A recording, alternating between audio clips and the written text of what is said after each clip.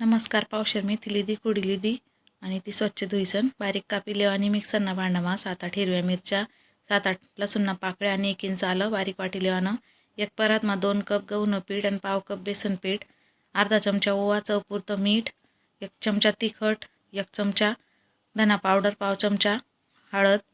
हिंग आणि मिरचीनं वाटण टाकानं 4-5 चम्मच पिठी साखर अर्धा कप दही आणि मेथी टाकी लेव आणि बारीक कापेल मिक्स करल्यावर व्यवस्थित आणि मग थोडं थोडं पाणी टाकीसन